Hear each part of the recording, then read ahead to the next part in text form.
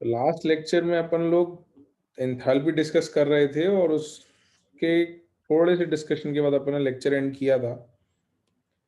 तो अब जो है अपन एंथैल्पी का डिस्कशन आगे कंटिन्यू करते हैं। हम लोगों ने कुछ बातें एंथैल्पी के बारे में पिछले क्लास में डिस्कस कर ली थी। After discussing all this about adiabatic polytropic processes, enthalpy define करी थी हमने, है ना। मैथमेटिकली इसको कैसे लिखेंगे ये देख लिया था। और ये देख लिया था कि भाई heat exchange at constant pressure से डेल्टा एच को रिलेट किया जा सकता है। आइडियल गैस के लिए हमारे पास एक रिलेशन आ गई थी। यहाँ तक हमने लास्ट लेक्चर में लिख लिया था। यहीं तक लिखा था बच्चों। ये लिख लिया था कि एंथैल्पी एक्सटेंसिव प्रॉपर्टी और एक स्टेट फंक्शन है। और कुछ रिलेशंस हैं जो हम लिख पाते हैं एंथैल्पी के बारे में। तो जैसे हमने लिखा था कि H is equal to U plus P V. इससे हम ये भी लिख सकते हैं कि delta H is equal to delta U plus delta P V. ये जनरल रिलेशन होता है डेल्टा H और डेल्टा यू में। This is your general relation. हाँ, H एक्सटेंसिव कैसे है बेटा? देखो, आपको याद है इंटरनल एनर्जी एक्सटेंसिव था, यू वॉज एक्सटेंसिव, ये याद है?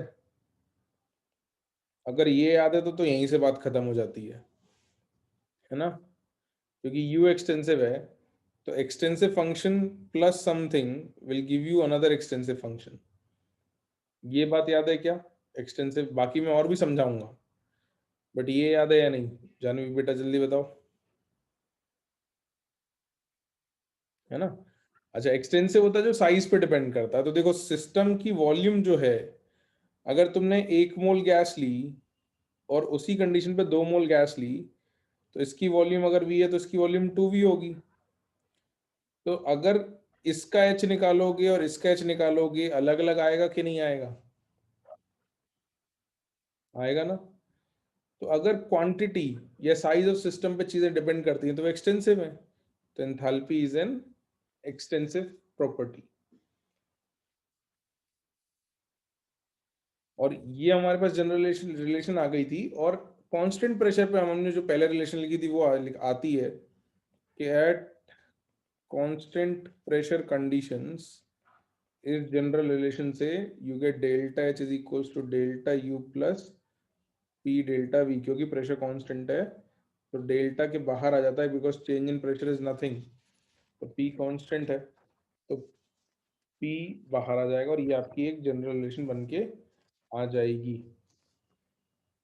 तो ये बहुत सारी छोटी छोटी इंटरचेंजेबल रिलेशंस हमने डेल्टा एच के बारे में लिखी। अब इसका यूज करके कुछ क्वेश्चंस करते हैं, फिर आगे और कुछ बातें डेल्टा एच के बारे में लिखेंगे। There are few more things which we can tell about delta H, but let's do a question first. लिखो सवाल। A certain mass of an ideal gas absorbs, लिखो question। A certain mass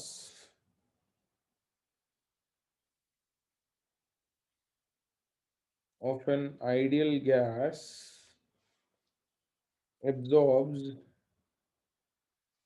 88 kilojoules of heat, absorbs 88 kilojoules of heat, and is and is simultaneously compressed from 10 liters to 2 liters at a constant pressure of 25 atm. At a constant pressure of 25 atm, full stop. Then calculate values of,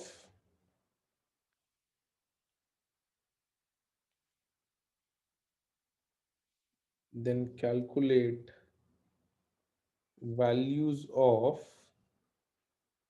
Q,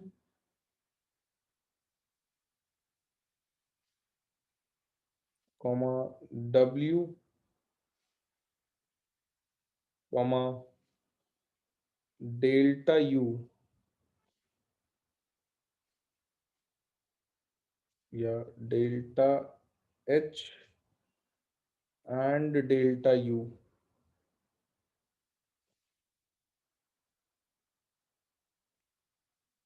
for the given process. ये जो given process है इसमें Q W delta H और delta U ये चार चीजें आपको calculate करनी है। तो बताओ भाई, इसमें से दो चीजें तो बहुत ही आसान है। कौन सी दो चीजें आसान है, सबसे पहले तो यही बता दो। कौन सी दो चीजें बताना सबसे आसान है? क्यू और डब्ल्यू या कुछ और? क्यू बात सही है, बट क्यू अगर पता है तो कुछ एक और चीज आपको डायरेक्टली पता है। हाँ वैभव सही है। यू नहीं, यू नहीं, बिल्कुल नहीं, नहीं not you. Delta H. Delta H पता है। क्यों पता है? क्यू पता है तो डेल्टा एच क्यों पता है बच्चों? अगर इस क्वेश्चन में क्यू पता है तो डेल्टा एच कैसे पता है? इक्वल है। क्यों इक्वल है?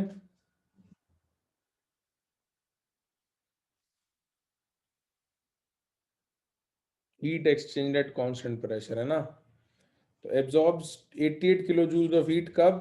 कांस्टेंट प्रेशर कंडीशंस में। प्रोसेस कांस्टेंट प्रेशर है। सही बात है।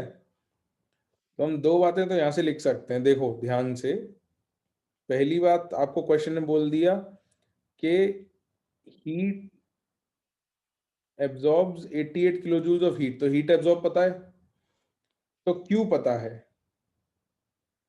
Q is 88 kilo joules. लेकिन आपको ये भी पता है कि heat and is simultaneously compressed from 10 litres at constant pressure. तो ये heat absorbed at constant pressure है। This is heat absorbed at constant pressure. So this is at constant pressure conditions. तो यहाँ से ये QP हो गया basically. QP is 88 kilo joules. तो किसी प्रोसेस में अगर heat absorbed at constant pressure है, वैभव देखते हैं, थोड़ा गलत कुछ सही है कुछ गलत लग रहे हैं आपके आंसर्स, देखते हैं इनको। तो ये डेल्टा एच के इक्वल होगा।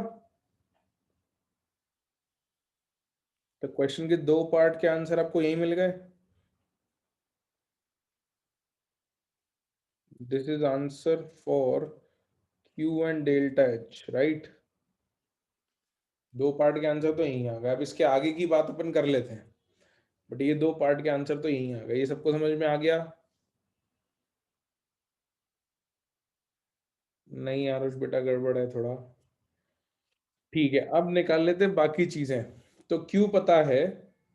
डब्ल्यू कांस्टेंट प्रेशर के लिए क्या होता है भाई? माइनस, क्या फॉर्मूला पड़ा है कांस्टेंट प्रेशर प्रोसेस के लिए? डब्ल्यू का माइनस पी डेल्टा वी। तो since constant pressure process, therefore W is minus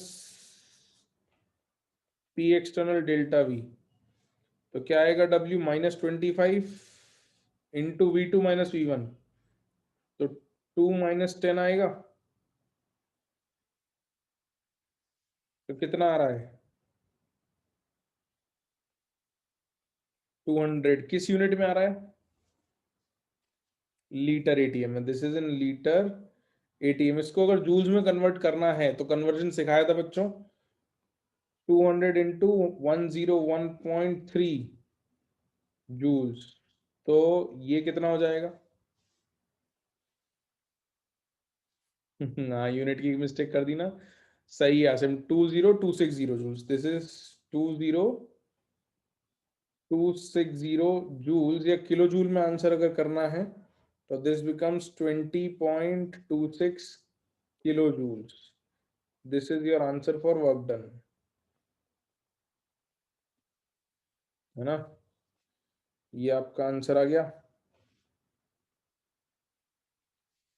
work done के लिए।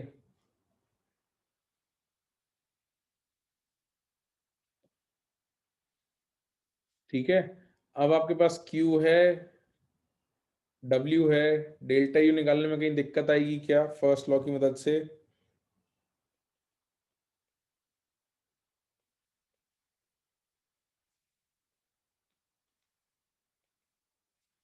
Delta U is equals to Q plus W.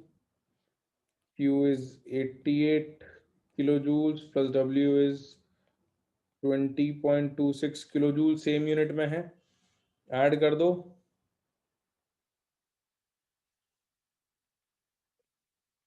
तो डेल्टा यू कितना आ रहा है? 108.26 किलोजूल। Very good, 108.26 किलोजूल्स। ठीक है, आसान है, मुश्किल नहीं है समझना इसको, सिंपल ही है अंडरस्टैंडिंग। बस आपको चीज़ों के मतलब अगर समझ में आते हैं तो आप प्रॉब्लम को आसानी से हैंडल कर सकते हो।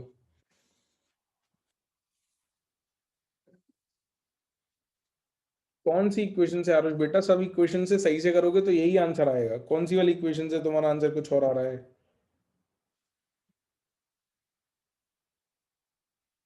इस इक्वेशन से, ये इक्वेशन से। बेटा इसी से तो निकाला है आंसर, कैसी बात कर रहे हो तुम? यहाँ डेल्टा एच को 88 रखना, delta U plus P delta we कितना हो जाएगा? तुमने माइनस पी डेल्टा वी 22 निकाला था, तो ये माइनस 20.26 आएगा। इधर ले जाओगे तो फिर वही बात आएगी। बात तो वही है, सेम ही तो आएगा, क्या दिक्कत है?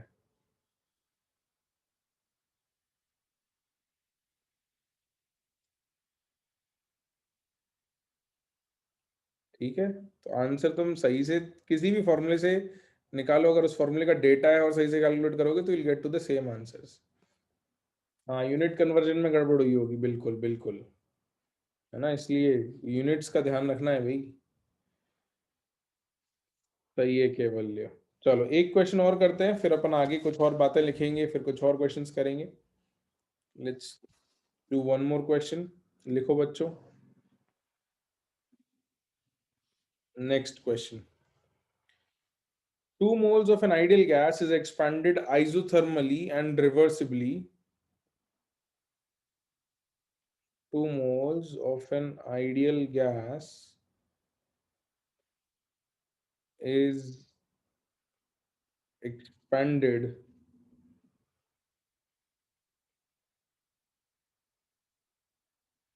isothermally and reversibly from 4 decimeter cube to 10 decimeter cube at 27 degree Celsius. At 27 degree Celsius, full stop. Then calculate delta U, comma delta H, comma W and Q for the process। Answer जो है वो joules में दे देना बच्चों, ठीक है? Answer in units of joules. Answer in units of joules, in unit of joules. इसमें भी दो चीजें बताना तुम्हारे लिए बहुत आसान है। तुम सबसे पहले ये आइडेंटिफाई करके बताओ कि क्या चीजें तुम डायरेक्टली बता सकते हो। What two things can you say directly?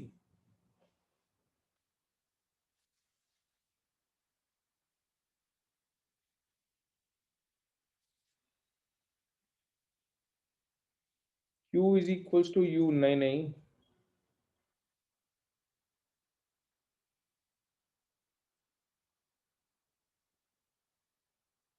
बिल्कुल नहीं, कुछ और।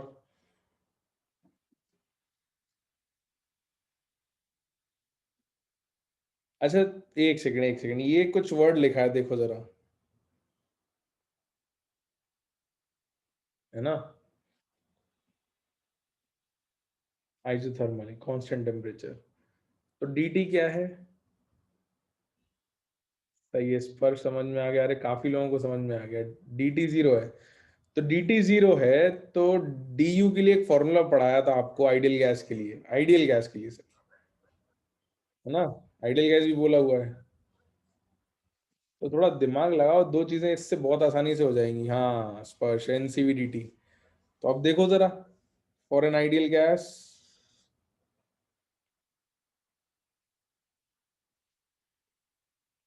du is equals to NCVDT, dh is equals to NCPDT. ये दो बातें सिखाई हैं तुमको। आइडियल गैस अगर बोल दिया है तो ये तो कह ही सकते हो ना तुम। इसमें तो कोई दिक्कत ही नहीं है भाई। तो आइसोथर्मल है, सिंस आइसोथर्मल, देयरफॉर dt तो जीरो हो गया। इससे अब क्या दो बातें कह सकते हैं अपन, बताओ? dt जीरो है, और dh du के डायरेक्ट dt के साथ फॉर्मूले अपने पास हैं। हम क्या कह सकते हैं? Therefore du is equals to zero, which implies delta u equal to zero. तो dh equal to zero, which implies delta h equal to zero. यहां से तुमको एक बात समझ में आनी चाहिए कि अगर आइसोथर्मल प्रोसेस है और आइडियल गैस है, ये दो चीजें हो गई। अगर ये दो चीजें हो गई, आइसोथर्मल प्रोसेस और आइडियल गैस, तो डेल्टा एच और डेल्टा यू हमेशा क्या आने वाले हैं? जीरो। ठीक है, ये पक्की बात है। अगर ये दो कंडीशन फिट हो रही हैं, आइडियल गैस भी हो और आइसोथर्मल भी हो, तो delta H delta U zero ही आएंगे। अब बाकी चीजें कैलकुलेट कर लो, डब्ल्यू और क्यू। डब्ल्यू के लिए तो काफी डेटा भी दिया हुआ है, मोल्स दे रखे हैं, वी टू दे रखा है, वी वन दे रखा है, टी दे रखा है, फॉर्मूला भी सिखाया है डब्ल्यू का रिवर्सिबल के लिए। वैभव, तुमने कैलकुलेशन जूल्स में आंसर चाहिए बेटा, आंसर वैल्यू रखो जूल्स में। बट कुछ गड़बड़ दिख रहा है तुम्हारा आंसर थोड़ा। तो since isothermal reversible, therefore w is minus nRT ln v2/v1। सिखाया था बच्चों, अगर नहीं भी याद हो इंटीग्रेट करोगे तो भी यहीं पहुंच जाओगे कि रिवर्सिबल में माइनस इंटीग्रल pdv होता है। p को nRT/v रखोगे और इंटीग्रेट करोगे तो यहीं पहुंचोगे तुम। तो W इज माइनस, n की वैल्यू 2 मोल्स, R की वैल्यू जूल्स में अप्रोक्सीमेटली 25/3 होती है, याद आ रही है? जूल्स में आंसर चाहिए, जूल्स में आपको लिखवा रखी है वैल्यू 8.314, जो 25/3 अप्रोक्सीमेटली हो जाती है, इनटू टेम्परेचर। 27 रख दूं क्या यहाँ? 27 रख सकता हूँ क्या? नहीं रख सकता, याद रखना केल्विन में रखना है। 300 kelvin into L N, V2 कितना है? 10/4। तो एल एन को लॉग में कन्वर्ट कर लेते हैं। तो W is equals to minus, ये कैंसिल होके ये 100 हो गया, 2 × 25 50 हो गया, into 100 into 2.303 log 10 minus log 4। तो ये 100 है, उसको भी मल्टीप्लाई कर देते हैं।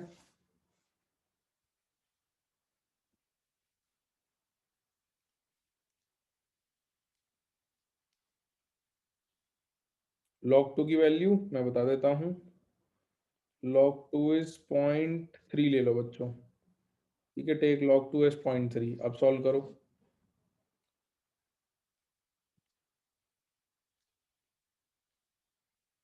तो ये हो गया तुम्हारा -5 इंटू 2303, जीरो मतलब डेसिमल हटा दिए और जीरो मल्टीप्लाई कर दिए, इंटू log 10 होता है 1 माइनस log 2 को ले लो तुम 0.3, तो ये तुम्हारा आ जाएगा 11515 माइनस का इंटू 0.7।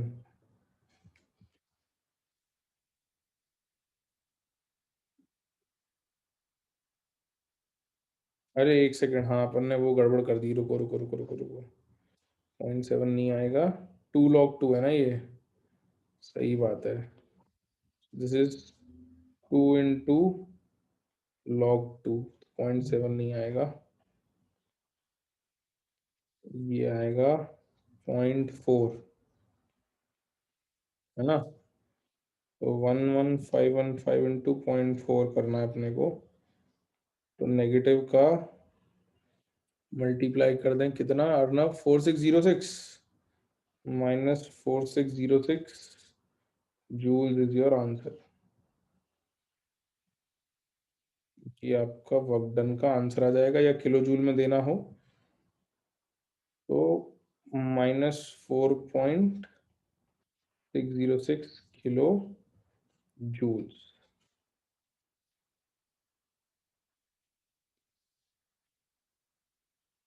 इस तरीके से अपन आंसर लिख सकते हैं। हाँ हाँ आरुष, कोई बात नहीं, ठीक है, तुम आराम से कैलकुलेट कर लो, मैं ये थोड़ी कह रहा हूँ कि जल्दी से आंसर दो। आराम से मल्टीप्लाई करो, बट बिना कैलकुलेटर के मल्टीप्लाई करो, ठीक है। अगर किसी ने किया है तो उसको बोल देंगे। You should focus on your self, है ना।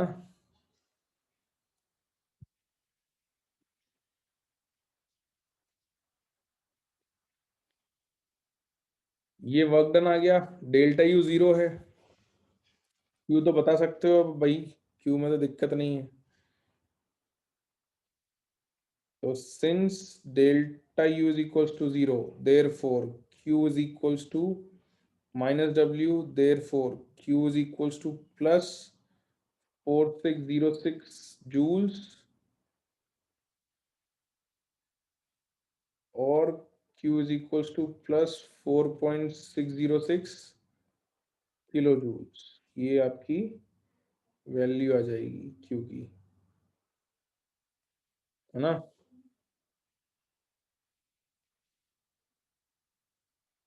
This is the value of Q। तो ये सब बातें अपने से पूछी गई थी, अपन ने कैलकुलेट करके बता दी,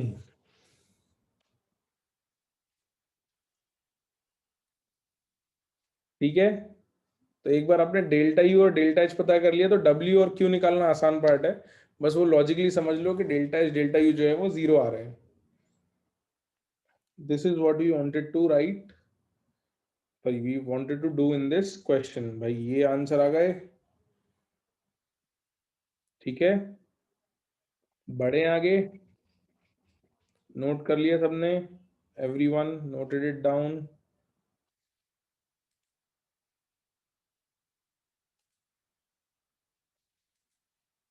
ओके, चलो, सही है केवल, ये मजा आना चाहिए।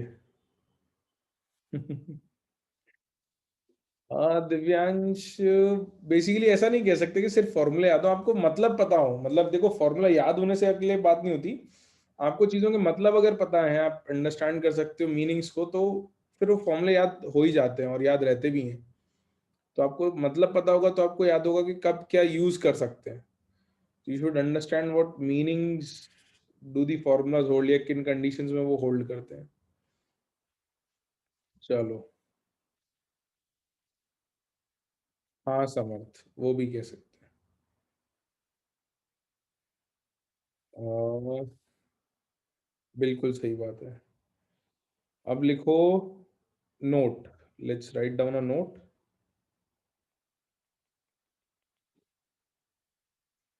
तो एंथैल्पी जो है वो अपना एक स्टेट फंक्शन है ना। एंथैल्पी स्टेट फंक्शन है, तो स्टेट फंक्शन का जो साइक्लिक इंटीग्रल होता है वो 0 होता है। एक स्टेटमेंट मैथमेटिकली ऐसे लिखा जा सकता है कि cyclic integral of D H will be 0।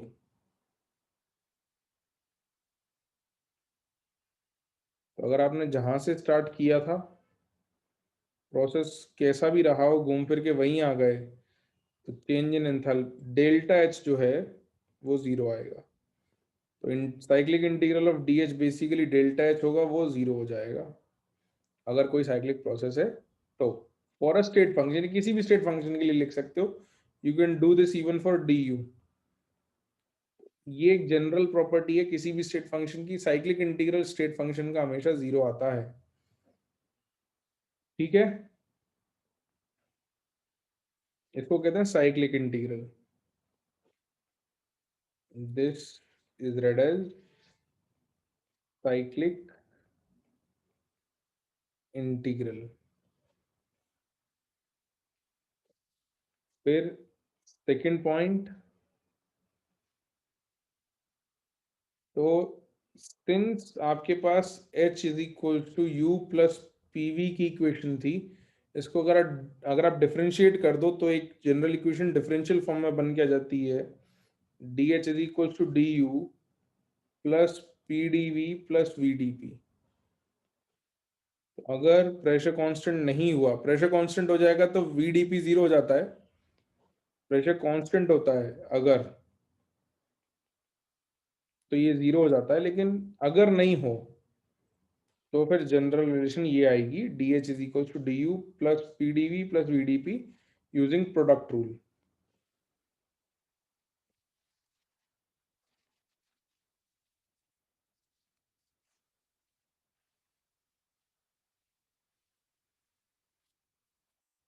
और थर्ड पॉइंट नोट के अंदर ये जो हमको काम आएगा, इस पे हम अभी क्वेश्चंस भी करते हैं, कि अगर कोई केमिकल रिएक्शन है और तुमने कांस्टेंट टेम्परेचर पे अगर करा दी कोई केमिकल रिएक्शन को, कांस्टेंट प्रेशर टेम्परेचर कंडीशन पे अगर कोई केमिकल रिएक्शन तुमने कराई है, तो फिर अपन डेल्टा पीवी कैसे लिख सकते हैं? क्योंकि कभी कभी क्या होगा, रिएक्शन अगर हो गई तो प्रेशर वॉल्यूम को लिखना थोड़ा मुश्किल होता है, तो उसकी जगह कुछ और हम रिलेट करके लिख सकते हैं। तो लिखो, फॉर अ केमिकल प्रोसेस और for a physical change,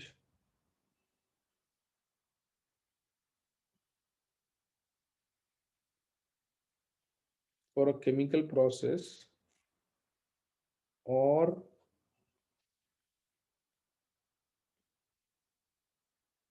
for a physical change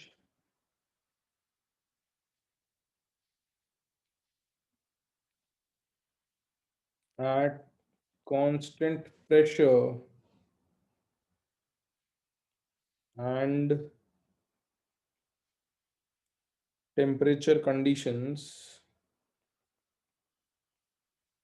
at constant pressure and temperature conditions, colon, since delta H is equal to delta U plus delta PV and delta PV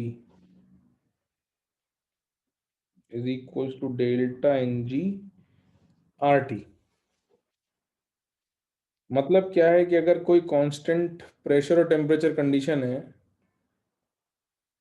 तो volume में change जो है वो सिर्फ moles से आ सकता है।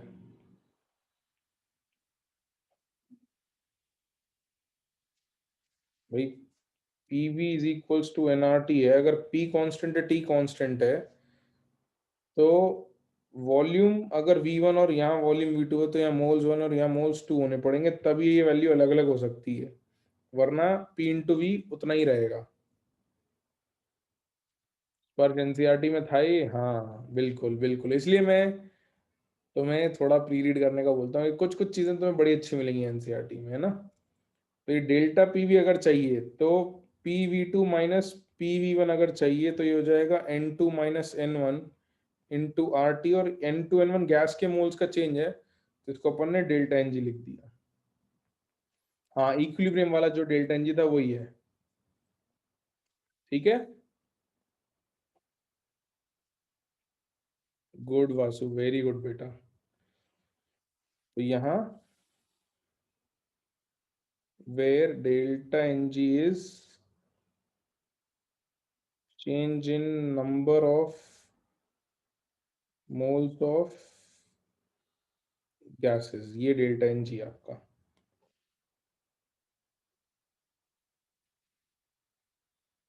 Delta P V is equals to delta N G R T.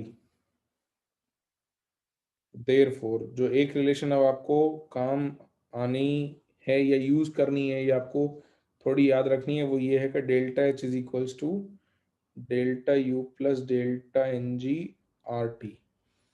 तो केमिकल रिएक्शंस अगर होती हैं तो उसमें प्रेशर वॉल्यूम फाइनल निकालने की जगह आप delta N G R T लगा दो, तो डेल्टा पी वी आपको डायरेक्ट मिल जाएगा। आपका मेहनत बच जाएगी वॉल्यूम फाइनल निकालने की, वरना वॉल्यूम फाइनल निकाल के भी कर सकते हो, इससे भी कर सकते हो, बट उसमें आपको वॉल्यूम फाइनल निकालनी पड़ेगी। तो मेहनत बचाने के लिए अपन ने एक फॉर्मूला बना लिया, इसको डायरेक्ट यूज कर लेंगे अपन, है ना। कैसे यूज कर लेंगे वो देख लेते हैं, एग्जाम्पल्स कर लेते हैं इसके ऊपर।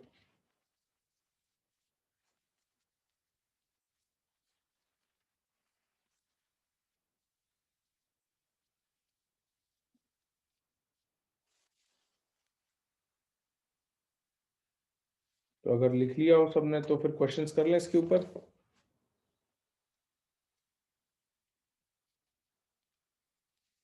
ओके, चलो let's do a few questions on this. लिखो। A mixture of 2 moles of carbon monoxide and 1 mole of oxygen,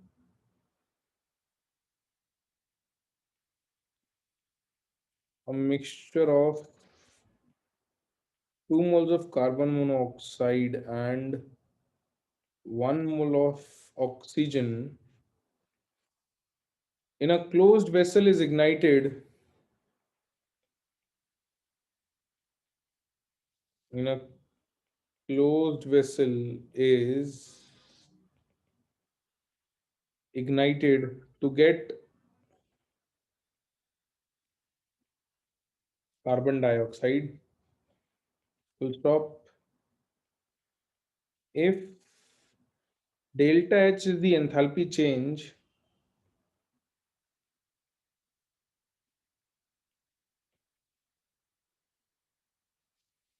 and delta E is change in internal energy,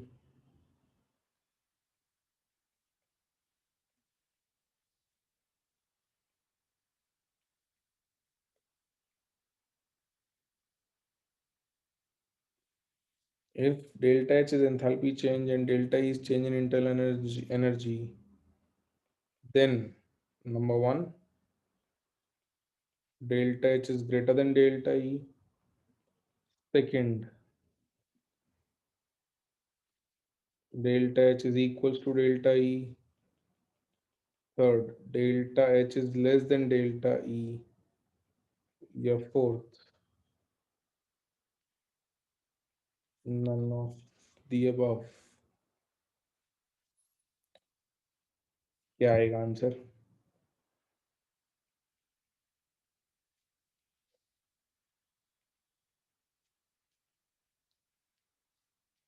ठीक है आसिम बेटा।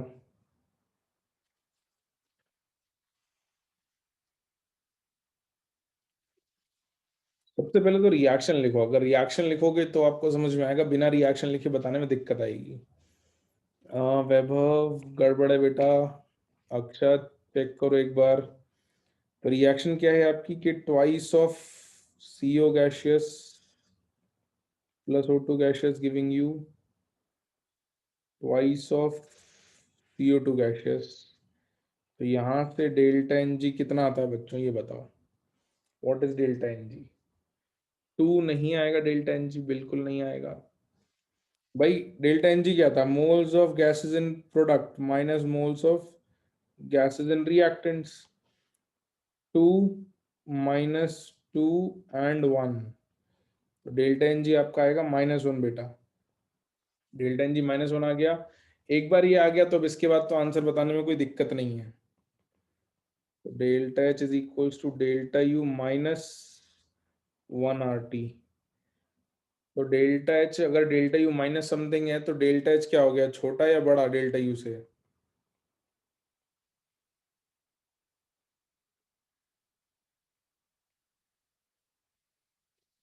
सी आ जाएगा आंसर, थर्ड आ जाएगा। तो समझ में आ रही है बात कि रिएक्शंस में डेल्टा एच डेल्टा यू में रिलेशन निकालने के लिए कैसे हमको डेल्टा एन जी से मदद मिलती है। यहाँ वॉल्यूम नहीं निकालनी पड़ रही है हमको फाइनल, है ना।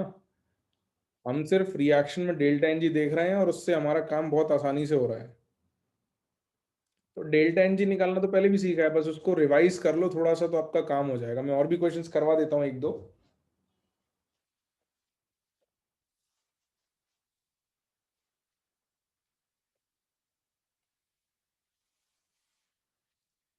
चलो और एक सवाल।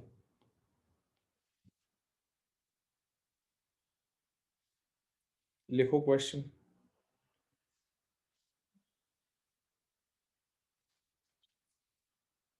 फॉर अ गैसियस रिएक्शन,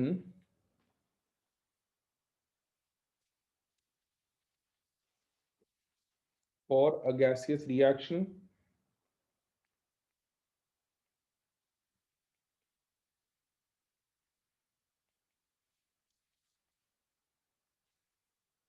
आपको रिएक्शन दी हुई है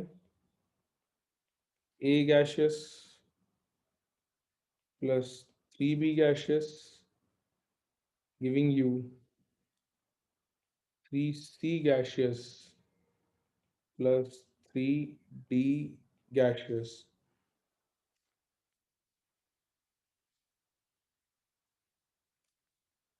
Delta U is 17 kilocalories at 27 degrees Celsius. Is 17 kilocalories at 27 degree Celsius, comma, assuming R is equal to 2 calories per Kelvin per mole, the value of delta H, the value of delta H for the above reaction will be,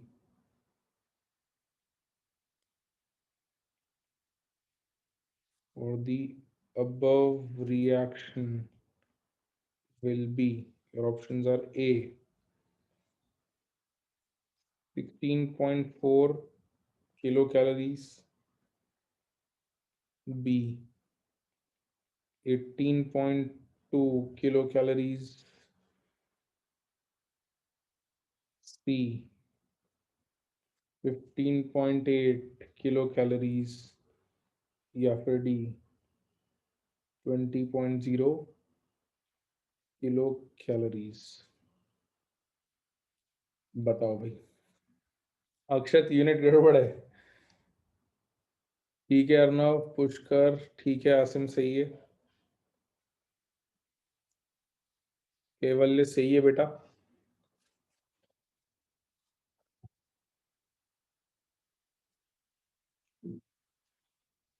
काफी लोग सही calculate कर रहे हैं इस बार। अक्षत ठीक है। Solution delta N जी यहाँ पर क्या है, प्रोडक्ट में 6 माइनस रिएक्टेंट्स में 4, तो 2 आ गया डेल्टा एन जी। आर की वैल्यू 2 है, कैलोरीज पर केल्विन पर मोल के अंदर टेम्परेचर कितना है 300 केल्विन, है ना। पीयूष बेटा नहीं, गड़बड़ है, अर्णव सही है। आयुष गड़बड़ लग रहा है बेटा, पर ठीक है। तो डेल्टा एन जी है, आर है, टी है, और डेल्टा यू अपने को दे रखा है, डेल्टा यू इज 17,000 कैलोरीज, है ना। किलो कैलोरीज मतलब 17 किलो कैलोरीज मतलब 17,000 कैलोरीज हो गया। हाँ चल ठीक है। और डेल्टा एच अपने को पता करना है, तो since delta H is equals to delta U plus delta N G R T, therefore delta H is equals to 17,000 plus delta N G कितना है 2 इंटू आर की वैल्यू 2 इंटू टेम्परेचर इज 300, तो ये आ जाएगा 17,000 plus This is 1200 and this answer will be in calories. So delta H is 18,200 calories या 18.2 kilocalories, right? Nothing too tough about it. ऐसे ही किया था बच्चों। अरे वाह, कूल, सही है ना?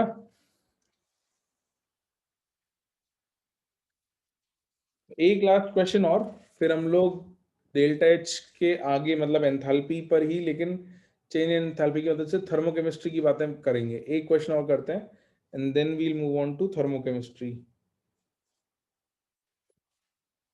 Okay, one quick question and then after that we'll move on to thermochemistry.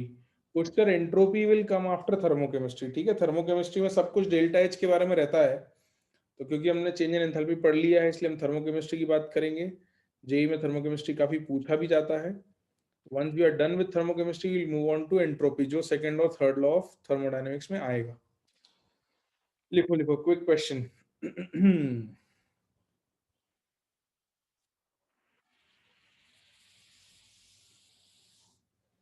लिखो।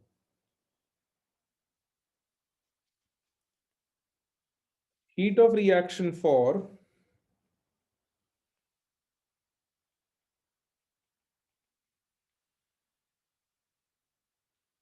heat of reaction for CO gaseous plus half O2 gaseous giving you CO2 gaseous at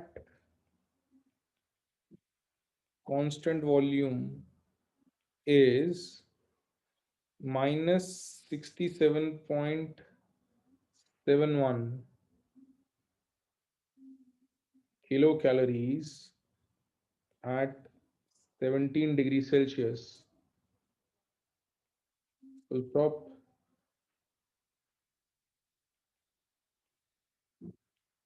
The heat of reaction at constant pressure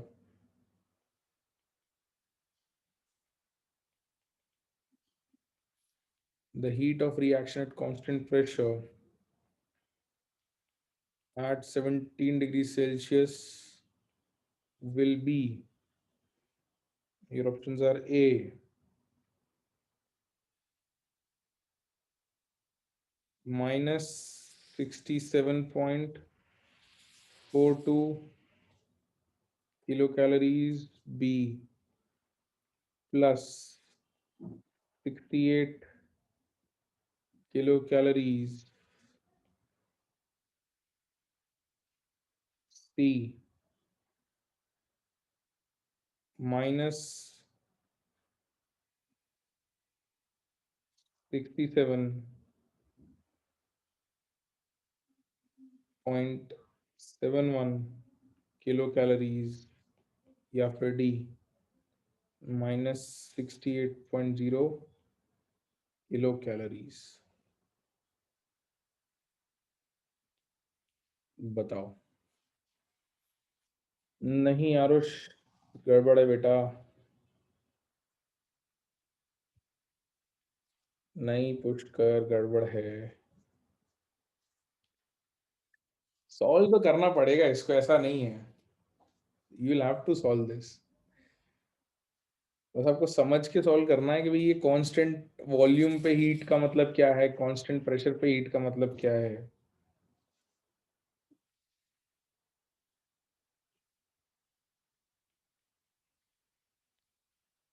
क्या given है तुमको? Heat at constant volume मतलब क्या given है ये बताओ। Heat at constant volume, Q V की value दे दी है। Q V is minus 67.71 kilo calories को मैं क्या लिख सकता हूँ? Delta U. Very good. Sparsh U नहीं, डेल्टा यू, है ना? और पूछा क्या है?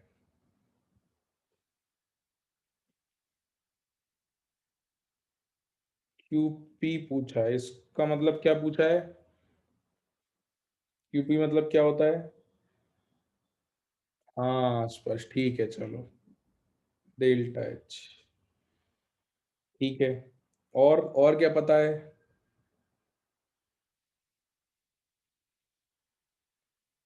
हमको क्या पता है इस रिएक्शन के लिए? डेल्टा एन जी कितना है भाई? प्लस हाफ के माइनस हाफ? माइनस हाफ है बेटा, माइनस हाफ है। -1/2। भाई प्रोडक्ट में एक है, रिएक्टेंट में वन और हाफ है, तो माइनस हाफ आएगा ना डेल्टा एन जी। और टी भी दे रखा है, टी कितना है? 17 डिग्री सेल्सियस या 290 केल्विन। आर की वैल्यू दी नहीं है, बट आर की वैल्यू पता होती है। कैलोरीज में क्या होती है, 2 ले लेते हैं, अप्रोक्सीमेटली 2 पर कैलोरीज पर केल्विन पर मोल। अब तो सॉल्व कर दो। नहीं स्पर्श, 2 से तुम नहीं मल्टीप्लाई कर सकते क्योंकि इसी स्पेसिफिक रिएक्शन के लिए पूछा है। बैलेंसिंग चेंज कर दोगे तो फिर चेंज्ड रिएक्शन के लिए आएगा ना, डेल्टा एन जी बदल जाएगा। अगर 2 से मल्टीप्लाई कर दिया तो डेल्टा एन जी बदल जाएगा। जिस रिएक्शन के लिए पूछा उसी के लिए निकालेंगे। बस अब तो कैलकुलेट कर दो, अब तो सारा काम हो गया।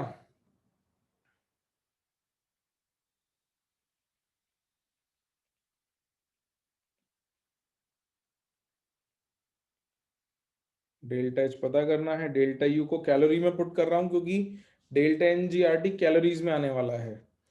तो ये -67,710 calories minus half into 2 into 290, ये भी कैलोरीज में आएगा।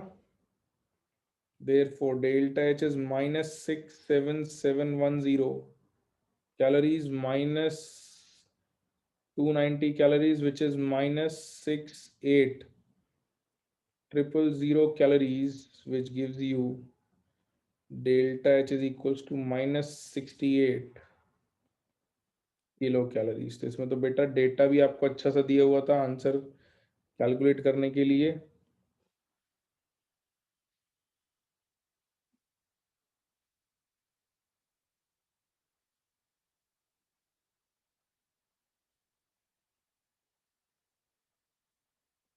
This is your answer.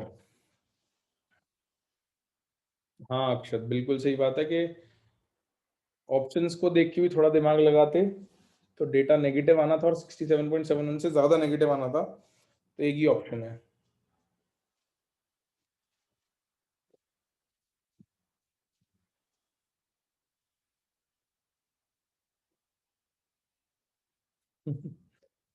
Sixty eight point zero ठीक है, उससे कोई फर्क थोड़ी पड़ रहा है, 68 लिखो या 68.0 लिखो।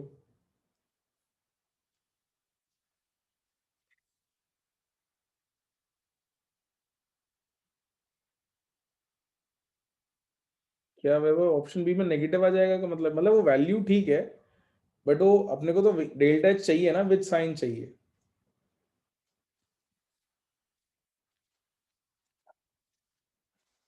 लिखा सबने? ओके, तो अब अगर यहां तक कर लिया है तो हम लोग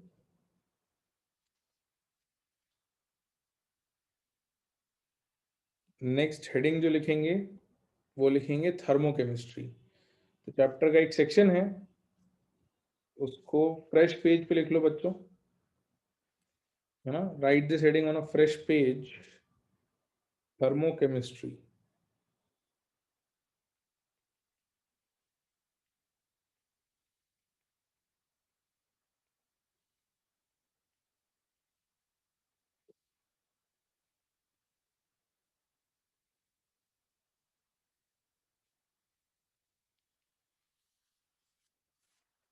अर्नब नया चैप्टर तो नहीं कहेंगे हम इसको, हम इसको इसी चैप्टर के पार्ट की तरह पढ़ेंगे।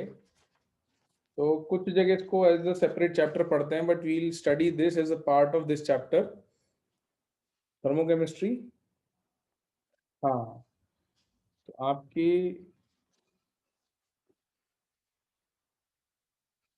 लिए वैसे कई जगह ये chapter as a separate chapter, मतलब ये topic as a separate chapter दे दिया जाता है। हम इसको as a part of thermodynamics ही पढ़ेंगे। एनसीईआरटी में जो सीक्वेंस है वही फॉलो करेंगे। एनसीईआरटी में थर्मोडायनेमिक्स के ही अंडर थर्मोकेमिस्ट्री दिया हुआ है, और ये डेल्टा एच के बारे में बात करेंगे इस पूरे चैप्टर, इस पार्ट ऑफ चैप्टर में। तो क्योंकि हम डेल्टा एच के बारे में बेसिक चीजें समझ चुके हैं, तो हम उसको रिएक्शन में कैसे यूज करते हैं, एंडोथर्मिक एक्सोथर्मिक जो हम बातें करते थे, उन बातों का यहाँ पे यूज आ जाएगा। लिखा भाई फ्रेश पेज पे थर्मोकेमिस्ट्री। चलो, तो बिफोर स्टडिंग कॉन्सेप्ट्स, यहाँ कुछ लॉजिकल बेसिक कॉमन सेंस की बातें हैं जो इस चैप्टर में लिखने के तरीके को, रिएक्शंस को कैसे लिखा जा सकता है, कैसे रिप्रेजेंट किया जा सकता है, उनके बारे में है जो हम यूज करेंगे इस चैप्टर में। तो उनको लिखते हैं। थर्मोकेमिस्ट्री में लिखो पहली सब हेडिंग रिएक्शन रिप्रेजेंटेशन। फर्स्ट सब हेडिंग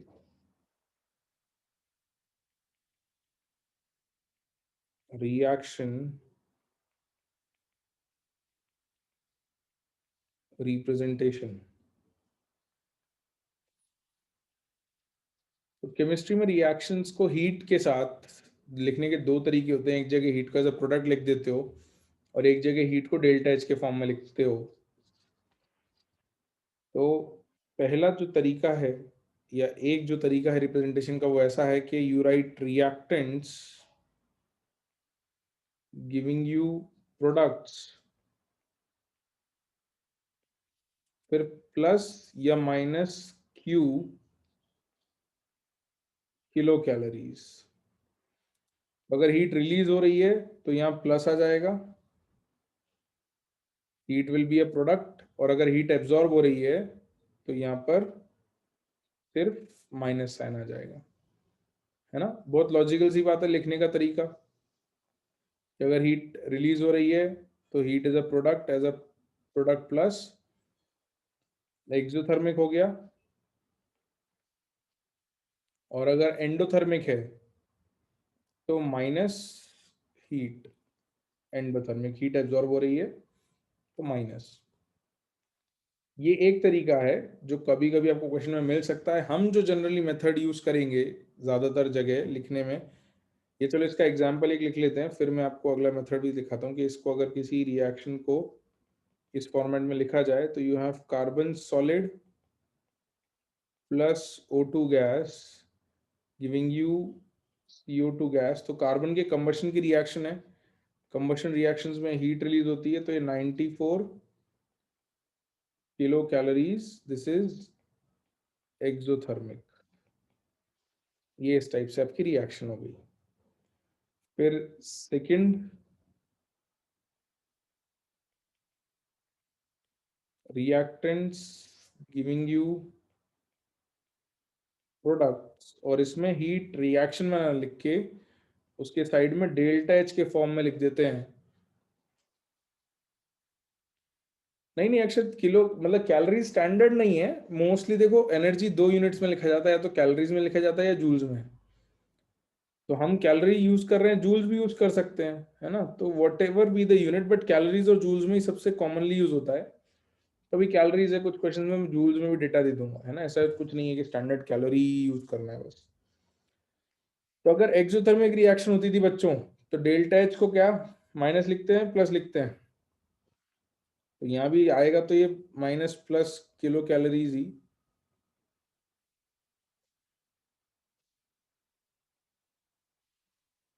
बट यहाँ साइन कन्वेंशन उल्टा हो जाता है कि हीट रिलीज हो रही है तो एक्सोथर्मिक में डेल्टा एच नेगेटिव लिखा जाता है। तो सेम रिएक्शन को अगर डेल्टा एच के फॉर्मेट में लिखोगे तो ये carbon solid plus O2 gas giving you CO2 gaseous, और डेल्टा एच जो है वो माइनस 94 किलो कैलोरीज आएगा। तो यहाँ जब एक्सोथर्मिक था तो प्रोडक्ट में प्लस करके लिखा जा रहा था, यहाँ एक्सोथर्मिक होगा तो डेल्टा एच नेगेटिव साइन के साथ आएगा। ये साइन हम बहुत पहले से पढ़ते आ रहे हैं कि एक्सोथर्मिक में डेल्टा एच नेगेटिव होता है और एंडोथर्मिक में डेल्टा एच पॉजिटिव होता है। ठीक, यही पढ़ते आ रहे हैं, है ना। ये तो हमने थर्मोडायनेमिक्स के पहले से पढ़ रखा है कि डेल्टा एच नेगेटिव मतलब एक्सोथर्मिक, डेल्टा एच पॉजिटिव मतलब एंडोथर्मिक।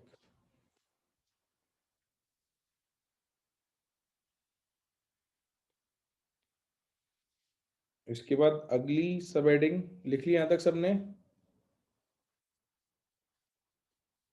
ओके, अगली सब हेडिंग लॉज ऑफ थर्मोकेमिस्ट्री। तो ये भी बहुत कॉमन सेंस वाली बातें हैं कि रिएक्शन को अगर उल्टा कर दें तो हीट का क्या हो जाएगा, और रिएक्शन को अगर एक स्टेप की जगह दो स्टेप में लिखें तो डेल्टा एच कैसे लिखेंगे।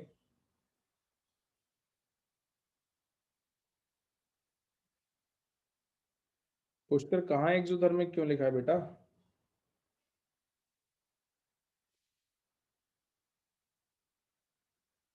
नेक्स्ट सब हेडिंग। तो बेटा एक्सोथर्मिक की तो है, ये कैसी बात कर रहा है? ये रिएक्शन एक्सोथर्मिक की तो है, हीट रिलीज हो रही है ना।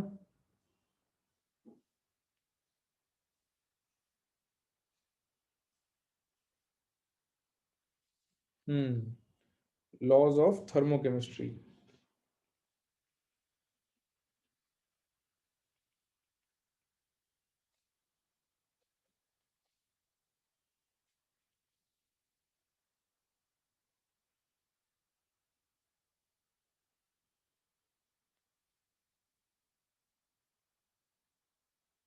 मेरे को number 1,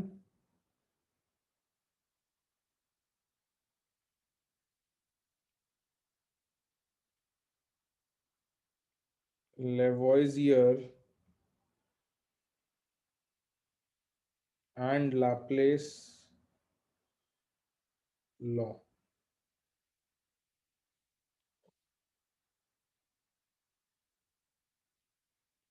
Lavoisier and Laplace law, तो इसमें कुछ थ्योरी नहीं लिख रहे, इनको यूज कैसे करना है वो देख लेते हैं।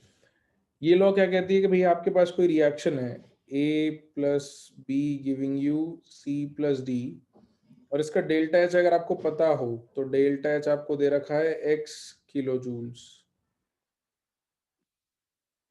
Eight some temperature T and pressure P.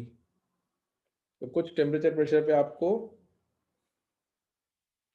A plus B giving you C plus D का डेल्टा एच दे रखा है। तो हम क्या कह सकते हैं, या हमको इस रिएक्शन को अगर यूज करना पड़े उल्टा करके, तो हम ये कह सकते हैं कि then we will write if needed कि C plus D giving you, sorry, C plus D giving you A plus B का डेल्टा जो है वो हो जाएगा -x kilo joule at same temperature and pressure. अगर रिएक्शन उल्टी होती है तो एनर्जी का साइन भी इन्वर्ट हो जाएगा। बहुत ऑब्वियस सी बात है, कॉमन सेंसिकल बात है। ये लेवोइजियर एंड लैप्लेस लॉ के नाम से है, बाकी तुम्हें नाम रटने की जरूरत नहीं है, बस ये समझो कि जब भी थर्मोकेमिस्ट्री में को रिएक्शन उल्टी करनी होगी, अगर रिएक्शन रिवर्स करेंगे तो डेल्टा एच का साइन भी रिवर्स करना है, ये याद रखना है बस। और सेकंड, ये थोड़ा ज्यादा कॉमनली यूज होगा, इस पे मैं एग्जांपल भी करवाता हूँ अभी तुमको। इसको कहेंगे Hess's law of constant heat summation.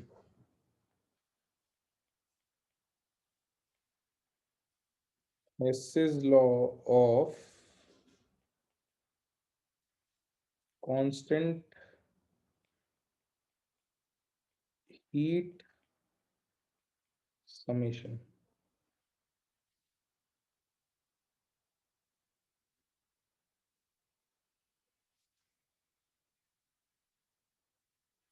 हाँ, लैपलेस फिजिक्स में भी आता है, बिल्कुल बिल्कुल। साइंटिस्ट के नाम है, तो ऐसा नहीं है कि सिर्फ केमिस्ट्री या सिर्फ फिजिक्स में आएंगे, वो आते रहते हैं कुछ कुछ इधर उधर नाम। लिखा सबने?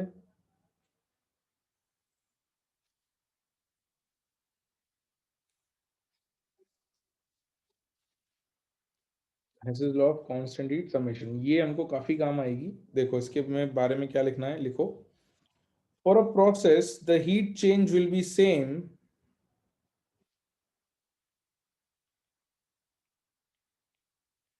For a process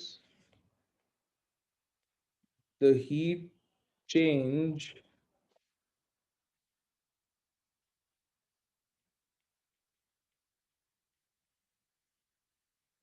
will be same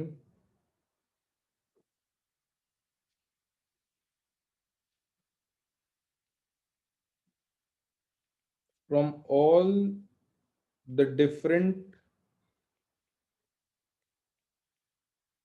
paths involving different number of steps. For a process, the heat change will be same for all the different paths involving different number of steps.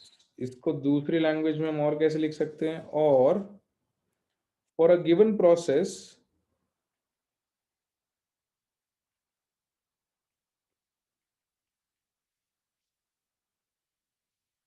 or for a given process,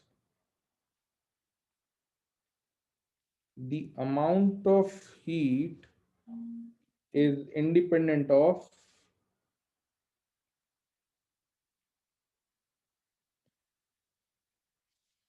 the amount of heat is independent of number of intermediate steps, is independent of number of intermediate steps.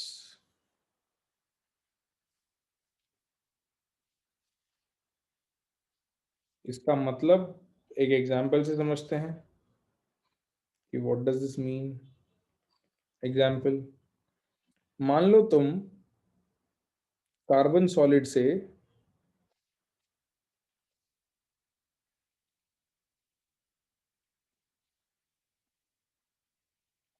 O2 के reaction के बाद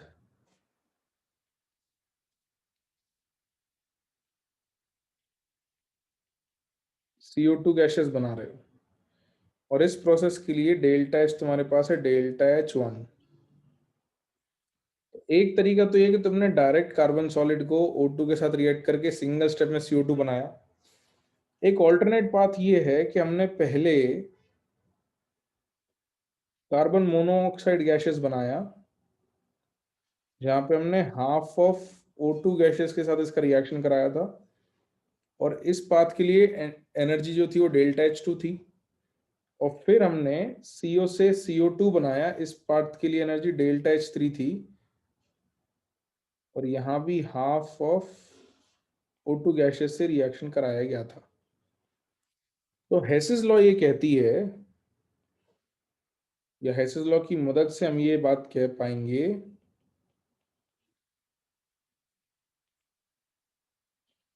कि अगर आप carbon solid से CO2 तक गए हो, तो आप एक ही स्टेप में जाओ या दो स्टेप में जाओ, टोटल डेल्टा एच यहां से निकालो या यहां से निकालो, क्या आएगा?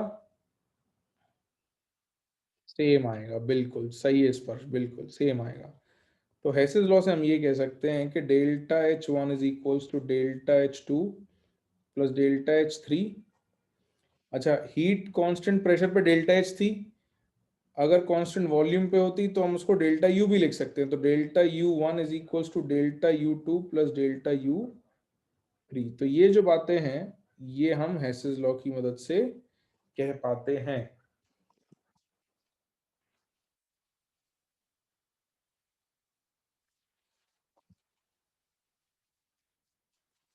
ठीक है, यहां तक लिखो, फिर मैं कुछ एग्जांपल्स कराता हूँ, इसका यूज कैसे करना है वो देखते हैं अपन।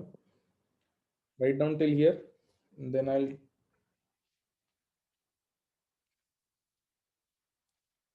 डिस्कस या use Hess's law in a few examples. लिखा सबने यहाँ तक?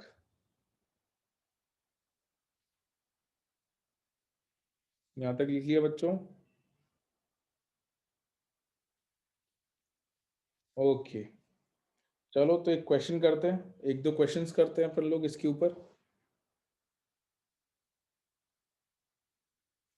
लिखो question. Write down.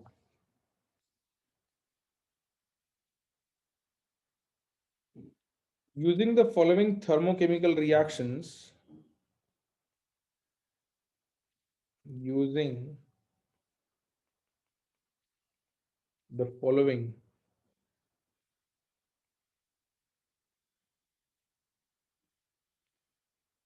thermochemical reactions, मैं कुछ रिएक्शन दे रखी हैं.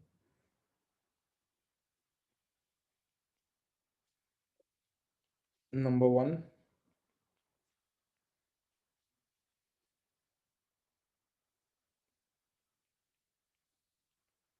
carbon graphite plus half of O2 giving you CO gaseous. Delta H is equals to minus 110.5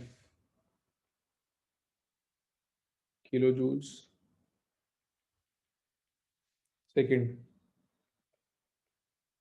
CO gaseous plus half of O2 gaseous giving you CO2 gaseous. इसको delta H1 कह देते हैं, इसको delta H2 कह देते हैं. Is minus 283.2 kilojule.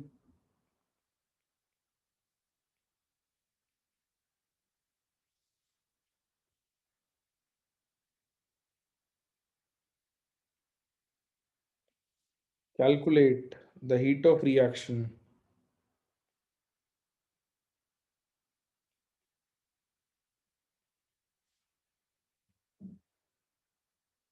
for carbon graphite plus O2 gaseous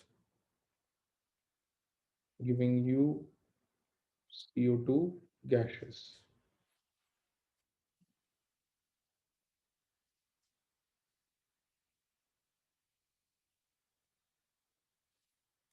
पहला example है, काफी इजी है, बट लोग फिर भी गलत आंसर दे रहे हैं अगर साइन के साथ कंसिडर करूं तो. हाँ, कुछ लोगों का सही, केवल ठीक है, आरुष ठीक है.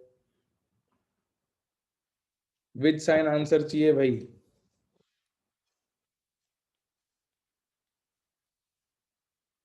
तो अगर मैं इसको रिएक्शन 3 कह दूं, लेट्स से, तो reaction 1 plus reaction 2 is equals to reaction 3, है ना. Therefore, delta H1 plus delta H2 is equals to delta H3. सही बात है, बहुत ही सिंपल क्वेश्चन दिया है पहला तो मैंने, स्ट्रेट फॉरवर्ड, इसमें तो सोचना भी नहीं पड़ रहा. तो minus 110.5 plus minus minus 283.2 is equal to delta H3, which gives you delta H3 is equals to minus 393.7 kilojoules. Very good. बहुत ही सिंपल और स्ट्रेट फॉरवर्ड था ये क्वेश्चन, तो इसमें तो कोई दिक्कत नहीं आई.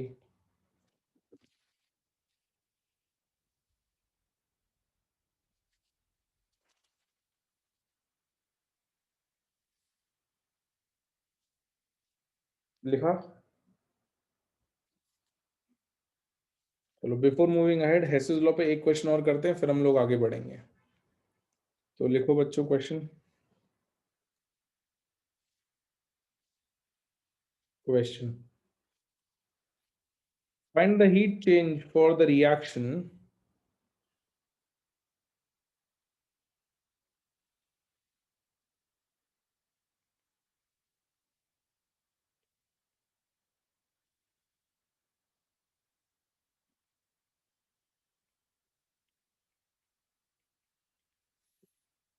find the heat change for the reaction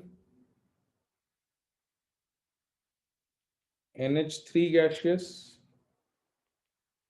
plus HCl gaseous giving you NH4Cl solid. Find the heat change for the reaction NH3 gaseous plus HCl gaseous giving you NH4Cl solid using the following data. क्या data दे रखा है? Number 1,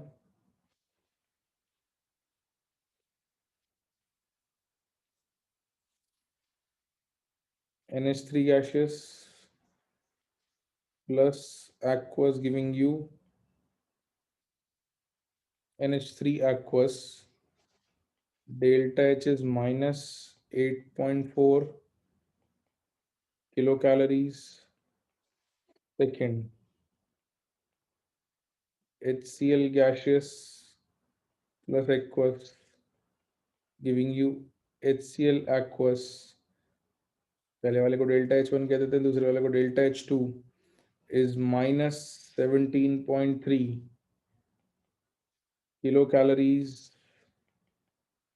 Third, NH3 aqueous plus HCl aqueous giving you NH4Cl aqueous. Delta H3 is minus 12.5 kilocalories. And fourth,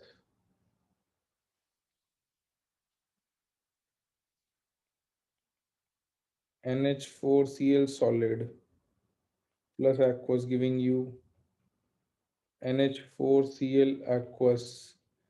Delta H4 is equals to plus 3.9 kilocalories.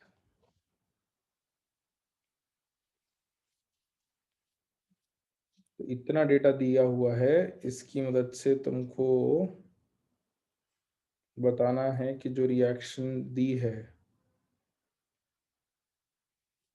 उसका delta H कितना आएगा। सही है अक्षत।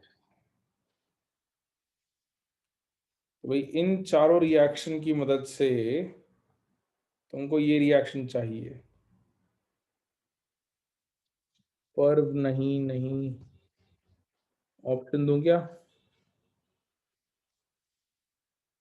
your options are A minus 42.1 kilocalories, B minus 34.3 kilocalories, C plus 34.3 kilocalories, या फिर D plus 42.1 kilocalories। स्पर्श ठीक है, पुष्कर ठीक है, आसिम सही है, केवल गड़बड़ है बेटा। तो भाई कैसे मिलेगी reaction? Reaction is equals to 1 plus 2 plus 3 plus 4 या -4, क्या करना है बताओ?